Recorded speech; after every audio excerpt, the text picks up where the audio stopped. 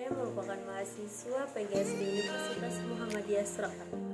Di sini saya akan memaparkan salah satu filosof muslim yang terkenal, yaitu adalah Nasruddin At-Tusi. Nasruddin At-Tusi adalah seorang ilmuwan yang terkenal di bidang ilmu pengetahuan seperti astronomi, matematika, geologi, falsafah, dan politik. Dia adalah seorang penggagas terbesar dan tercanggih dikenal oleh manusia pada zaman sebelum era modern. Dia dipanggil At-Tusi karena dia lahir di Tus, 11 Jamadil Awal tahun 597 Hijriah atau 16 Februari 1201 Masehi yang terletak dekat dengan barat laut timur Iran tinggi lembah Sungai Kasan. Era ketika kekuatan militer besar bangsa Mongol akan menyapu seluruh wilayah luas dunia, Islam menampilkan permusuhan pahit terhadap Islam dan kejam membantai orang. Ini adalah periode di mana akan ada sedikit kedamaian dan ketenangan bagi ulama besar untuk mengejar pekerjaan mereka, dan At-Tusi itu pasti ditarik ke dalam konflik melanda negaranya. Ia lahir dari sebuah keluarga berpaham Syiah dan meninggal dunia pada tahun 672 Hijriah atau 1274 Masehi. Tus, ayah At-Tusi adalah seorang ahli hukum di ke-12 imam sekolah. Ke-12 imam adalah sekte ulama muslim Syiah dan sekolah di mana At-Tusi dididik terutama pembentukan agama. Namun, selama belajar di Tus, At-Tusi diajarkan topik lain dengan pamannya yang akan memiliki pengaruh penting pada perkembangan intelektualnya. Topik ini termasuk logika, fisika, dan metafisika, sementara ia juga belajar dengan guru lain, pembelajaran matematika, khususnya aljabar dan geometri. Di tahun 1214 ketika At-Tusi berusia 13 tahun, Genghis Khan merupakan pemimpin Mongol yang paling dari penaklukan di Cina dan mulai kemajuan pesat ke arah barat. Ini tidak akan terlalu lama sebelum At-Tusi akan melihat efek dari penaklukan ini pada daerah sendiri. Tapi sebelum itu terjadi, ia mampu mempelajari topik yang lebih maju. Dari Tus, At-Tusi pergi ke Nishapur yang terletak 75 km sebelah barat dari Tus. Nishapur adalah pilihan yang baik untuk At-Tusi melanjutkan pendidikannya karena itu merupakan pusat penting dari pembelajaran. At-Tusi belajar filsafat, kedokteran, dan matematika. Secara khusus ia diajarkan matematika dengan Kamal ad-Din bin Yunus yang dirinya telah menjadi murid dari Saraf al-Din At-Tusi.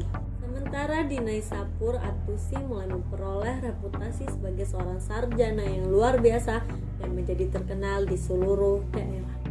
Mongol invasi mencapai daerah itu sekitar tahun 1220 Masehi dan ada banyak kehancuran. Genghis Khan mengalihkan perhatiannya lagi ke arah timur, meninggalkan jenderal dan anak-anaknya di barat untuk melanjutkan penaklukan. The Assassin yang mempraktekkan bentuk intelektual ekstremis Syiah menguasai benteng Alamut di Elburz Mountain dan benteng tertembus serupa di pegunungan. Ketika diundang oleh Islamiyah, penguasa Nasir ad-Din Abdurrahman Wahid untuk bergabung dengan pelayan Assassin, At-Tusi diterima dan menjadi anggota yang sangat dihormati pengadilan Islamiyah. Apakah dia akan mampu untuk pergi? Harusnya ia ini tidak sepenuhnya jelas. Namun, At-Tusi melakukan beberapa karyanya yang terbaik saat bergerak sepanjang benteng yang berbeda.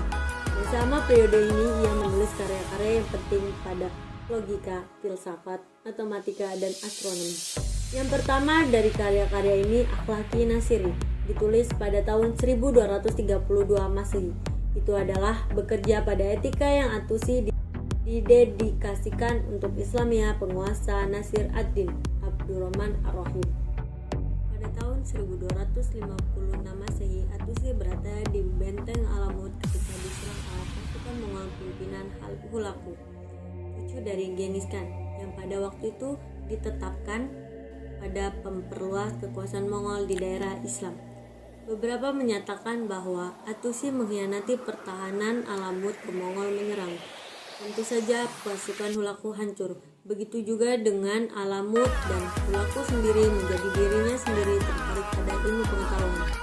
Ia memperlakukan At-Tusi dengan hormat. Mungkin memang At-Tusi merasa bahwa ia ditahan di Alamut bertentangan dengan keinginannya. Karena tentu ia tampak antusias mengikuti Mongol yang menunjukkan sebagai penasihat ilmiah mereka. Dia juga mengepalai urusan agama dan dengan pasukan Mongol di bawah Hulaku ketika mereka menyerang Baghdad pada tahun 1258 Masehi. Al-Musta'sim, Khalifah Abbasiyah terakhir di Baghdad, adalah seorang pemimpin yang lemah dan ia terbukti tidak cocok untuk pasukan Mongol Hulaku ketika mereka menyerang Baghdad. Setelah mengepung kota, Mongol masuk di Februari tahun 1258 Masehi dan Al-Musta'sim bersama dengan 300 pejabat itu dibunuh. Hulaku memilih sedikit simpati dengan kota setelah pasukannya telah memenangkan pertempuran, sehingga ia dibakar dan dijarah kota dan membunuh banyak dari penduduknya. Tentu Attusi telah membuat langkah yang tepat sejauh keselamatannya sendiri. Prihatin, dan dia juga akan mendapatkan keuntungan secara ilmiah perubahannya kesetiaan. Mongol di bawah pimpinan Hulaku melakukan penyerangan ke Iran. Attusi pada saat itu sedang dipenjara oleh Hashashin di benteng Al-Maut yang terletak di sebelah utara kota Iran.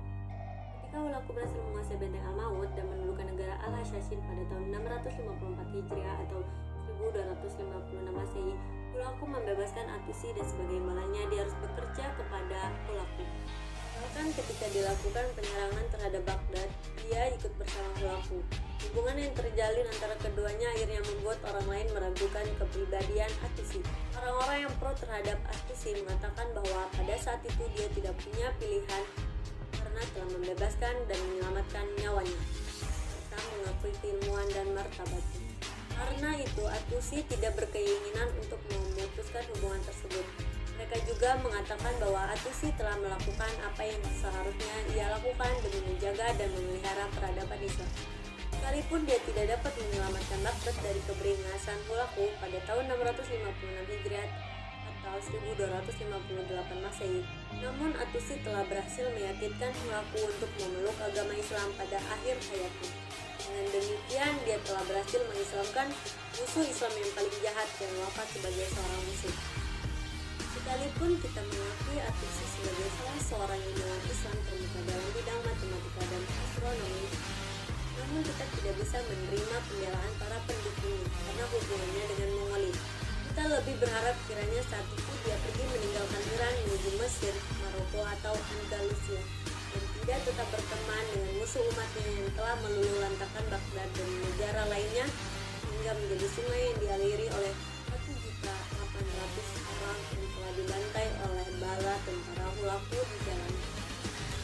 Karya-karya Attusi telah mengarang lebih dari 145 buku dalam bidang ilmu matematika, astronomi, geografi, dan fisika, dan ilmu astronomi, yaitu Zaid Azani, Kitab Tahrir Al-Mustadhifu, Makalan Sayyid Al-Kawakib, wa Mawadi Antulan wa Arda, Kitab Zahirat Al-Falak, Maqalah fi Amal An-Nujum, Al-Zaiz Al-Islam.